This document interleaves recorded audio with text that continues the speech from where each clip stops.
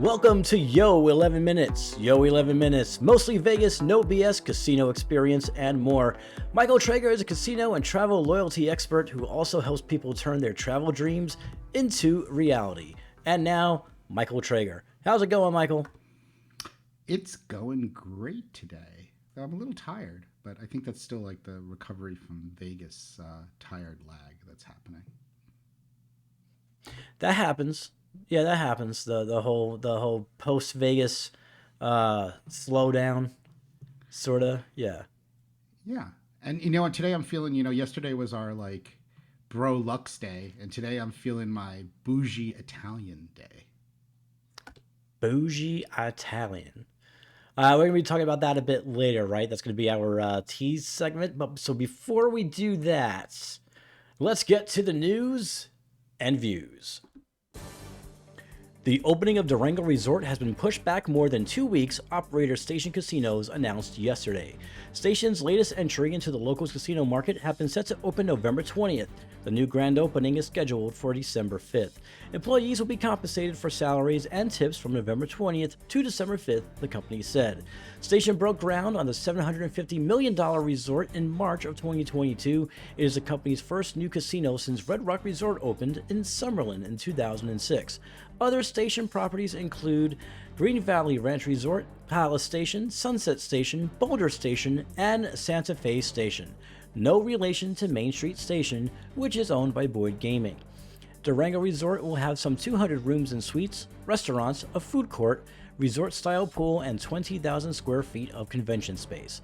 The opening will come about a week before another new resort, the long-awaited Fontainebleau on the north end of the Las Vegas Strip, is set to open on December 13th.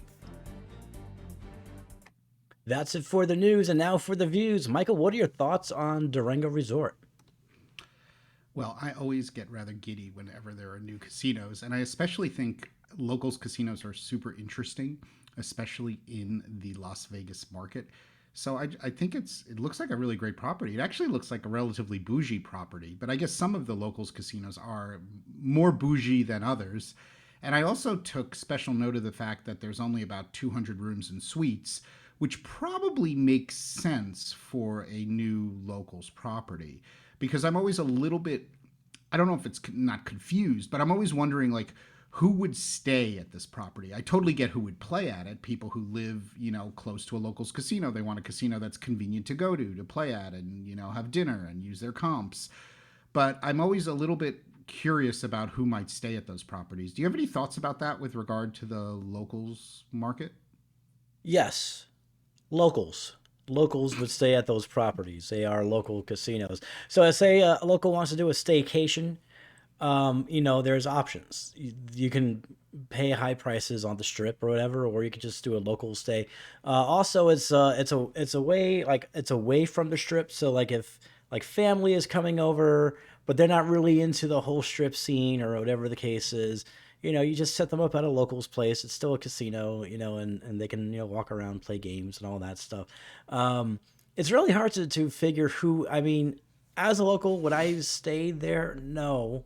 Like, even though I live here now, I'm still a visitor at heart, I don't think I would stay at a locals casino. If I want to do a staycation, I would probably stay at, a property on the strip or a property downtown. But I don't know. It's only 200 rooms, so I mean, it's not, they're not shooting for massive influx of guests. I mean, it's not as small as, what is that one? That used to be Bill's Gambling Hall. I don't know why I'm forgetting the name. The boutique hotel that used to be Bill's Gambling Hall. You mean Cromwell? Cromwell, yes. Was it like Cromwell was like what, 30 something? That was originally Barbary Coast, actually. Yes. Barbary Coast, then Bill's, then Cromwell. Well, you know what's interesting also about some of these?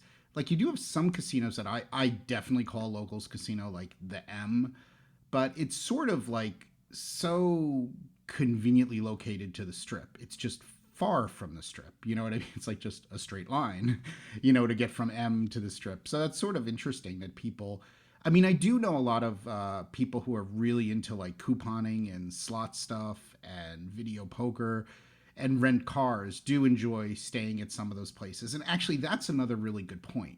Say you were retired, or maybe if you're not retired, but you have like a 2-week vacation, and you're renting a car, it might be really a good idea to stay at some of those properties because you're just going to save a lot of money, and you're going to get good games. Like if you're a video poker player, you're going to get like much better video poker, and you're probably going to get comped rooms or highly reduced priced rooms.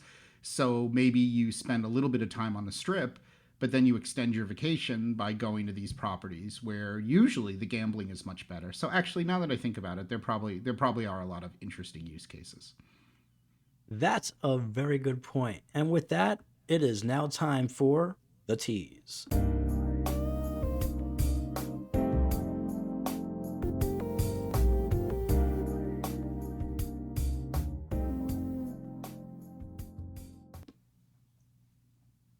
Take it away, Michael. So today's tease is about bougie Italian, but the whole concept comes from the fact that I recently did a master class at Wynn Las Vegas, and a master class is basically just a in-depth class that has to do, in most cases, with something that has to do with food and beverage. In this case, it was a master class on the food that Sinatra liked and the food in general at Sinatra restaurant.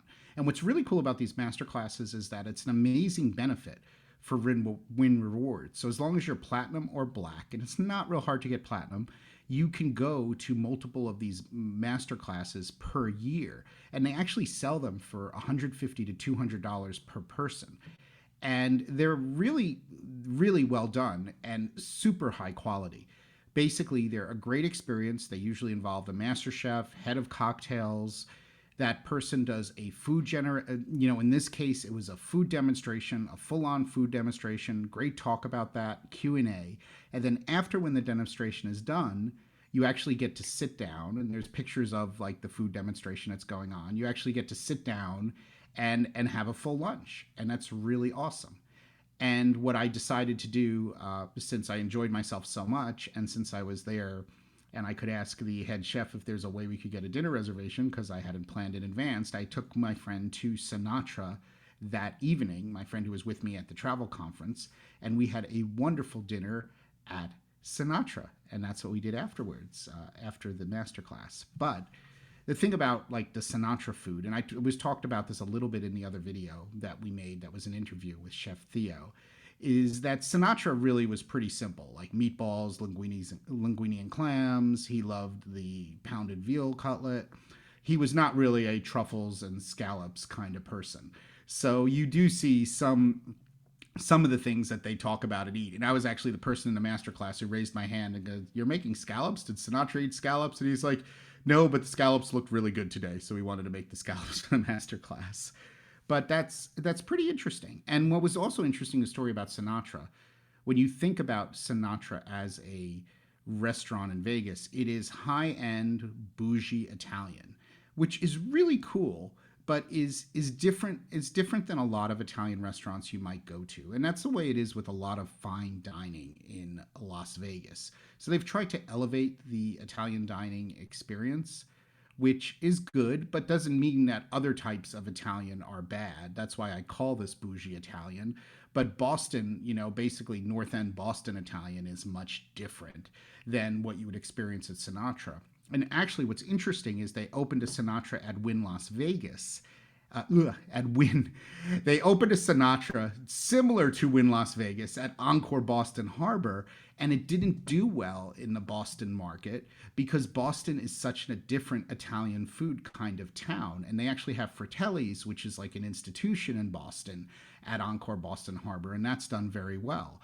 So I always like to remind people that food, there's a lot of great food that's high-end food, not as high-end food. There's nothing wrong with bougie Chinese. I love wing lei. But there's also such a thing as more simplistic food. For Chinese food, I love the dives.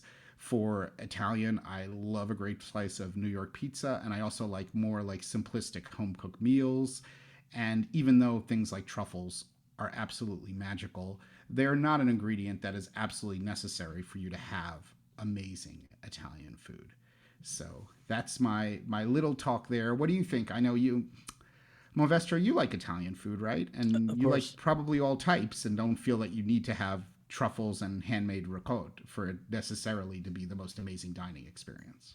Yeah, I mean, I've eaten at a lot of Italian restaurants in New York, so I've had a good